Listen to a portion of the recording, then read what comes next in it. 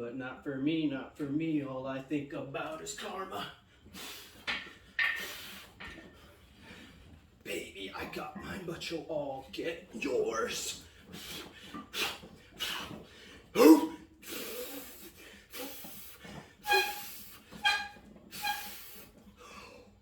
What's up? Fucking easy, baby.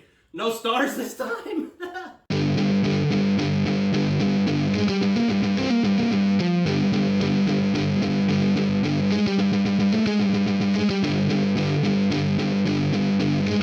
What's up, guys? Enkiri here, and today I got a recent max effort lower body training session to go over as part of my current conjugate style training program. So in this session, I kick things off with an Anderson SSB squat up to a heavy single. After that, I moved on to some sled work. First, I did some lateral sled dragging just to work the hips a little bit more. And then I went on to standard forward sled dragging after that.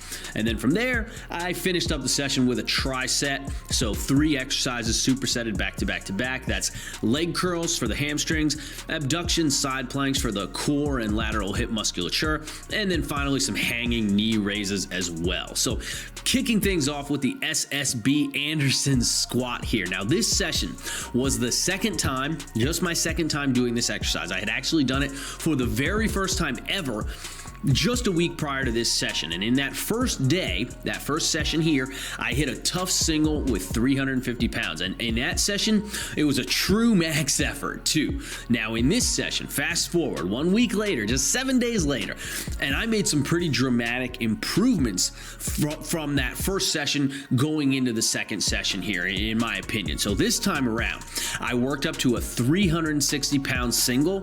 So 10 pounds more weight on the bar, but it was a much better lift overall. It was a lot stronger. It was a lot smoother.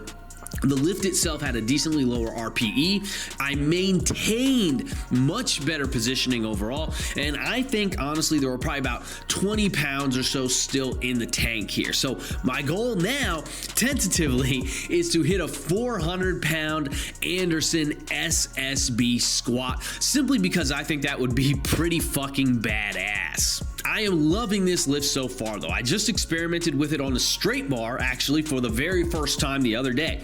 I only hit 355 pounds on the straight bar, and it was a freaking brutal lift, man. I've also done 315 pounds zombie style, zombie front squat style. I think I might have gone 1 pin higher when I did the zombie version compared to the back squat version that I did the other day, though, and also probably in terms of range of motion compared to these SSB ones. I did these ones, the back squat version and the zombie version, here at my parents' house, whereas I've been doing the SSB ones at my home, in my home garage. So the pin setups are a little bit different there, so it's not quite an apples comparison in terms of range of motion, but I think it's pretty close. I think that what I did yesterday with the straight bar is pretty close to what I've been doing at home with the SSB, whereas I think it went a little bit higher with the front squat, zombie squat version.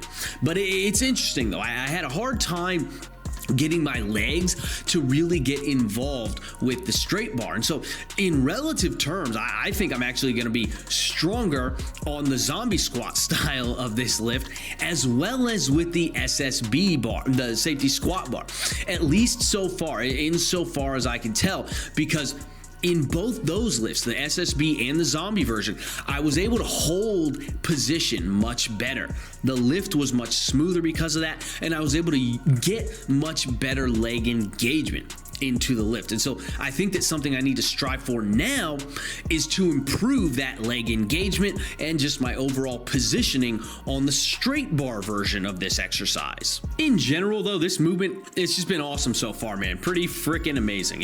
It can be tough to find that ideal position in the bottom and really get yourself a solid setup, and it is really tough to hold your body in the proper groove, keep the bar in the proper groove. You almost have to be very patient, but at the same time, you have to be super aggressive as well. It sounds paradoxical, but it's not, man. If I don't just go nuts into the bar immediately on these exercises, then my brain really just kind of shuts the entire operation down and basically says, try again, dude. Better luck next time. Try again and show some freaking gusto this time. So it's interesting. I said on Instagram, these movements have the spirit of a squat, but the soul of a deadlift. When you start from the bottom up like this, it's really a game changer, and I want to keep these in my programming kind of as a staple, at least for right now, at least for the foreseeable future. Anywho, after the squats, I moved on to some sled work. So here, I kicked things off with some pretty easy lateral sled drags. You don't want to go too heavy here, because when you do, you kind of lose the quality and the intention of this specific movement. So I'm really just focusing on driving through the side of my foot here. I'm not even pushing maximally. I'm just trying to hold a nice position and do a true lateral pull here to force the hips to be engaged in the movement, right? And this makes for a nice warm up for the hips, for the heavier forward dragging work that I'm about to do, but also really just in general, this is a good way to strengthen those lateral hip muscles for whatever your future endeavors may be. And so here I'm going about 10 or 15 yards per drag, and then I'm doing 4 drags per set. So in total, I'm going anywhere from 40 to 60 yards per set, something like that. Who really cares? Just trying to take it a nice total distance each set, right? Obviously, I'm going both directions as well, both left and right. And I think I did 3 sets each way in total. After that, it was on to the standard forward sled drag. Now here, I was doing longer drags than what I've been doing lately, right? Lately, I had been working up to really heavy drags, just 10 or 15 yards and going up over 700 pounds. I went up to 740 pounds, which was a PR for doing sled dragging on wood on concrete, the setup that I have now, right? I've done 1,000 pounds before, but that was with a prowler on a turf surface in a gym. So this is quite a bit more difficult. Now here though, even, it's much less of a focus on the weight and more of a focus on just pumping up the quads really, as well as getting a mild conditioning effect going on also. So I'm doing 10 or 15 yards at a time per drag.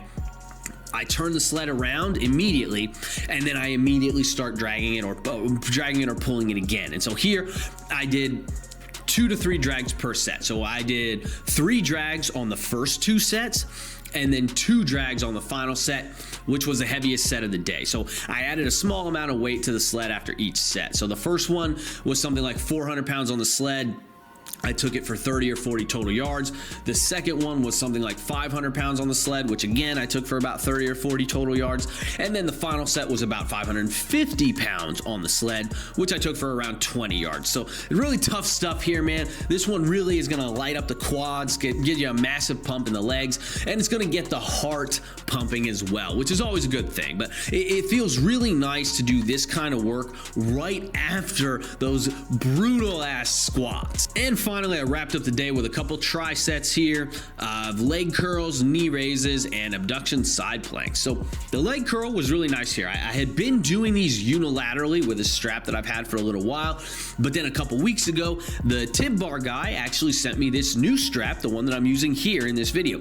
It was designed specifically for doing bilateral cable hip flexion exercises, which I haven't tried it for that yet, but it worked really well for the bilateral leg curls that I'm doing here. So it was a really nice addition actually. And thank you to the Tib Bar guy for sending me that. If you guys are interested, you can grab any Tib Bar Guy products with a 10% discount using code Enkiri10. Be sure to use my affiliate link, which is linked down below in the description. Along with the leg curls, I also did some abduction side planks, which I'm really just doing these for the double whammy effect of hitting the obliques with that anti-lateral flexion component. But then you'll notice I also keep my hip piked up really high into the air, right? I'm trying to keep the hip in an abducted position and then hold that statically in order to nail the glute medius on that bottom leg. And I actually started doing this exercise specifically to combat a small amount of tendinopathy that was developing in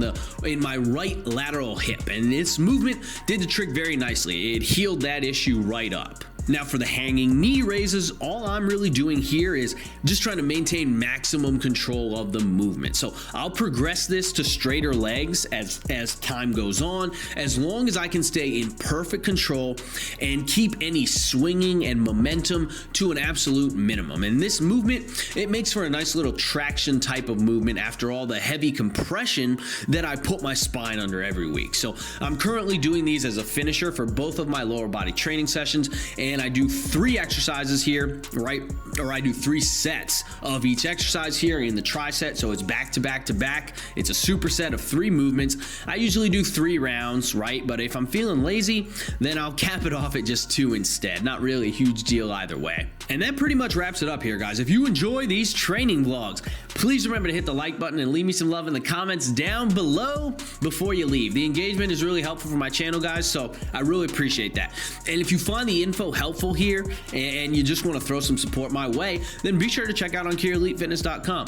I offer custom training programs as well as comprehensive online coaching and reusable training templates. So I've been talking about these lately. I've sold probably a few thousand of them over the last couple years since I released them, and the gains that people have been reporting to me have been freaking awesome, man. And that's because they're more than just generic training programs. Anyone who's bought one will tell you they're basically reusable teaching manuals that teach you how to program for yourself while also maximizing your gains along the way. So be sure to grab one for yourself today if you haven't already. And that's all I got, guys. Keep training hard, and I will catch you all next time.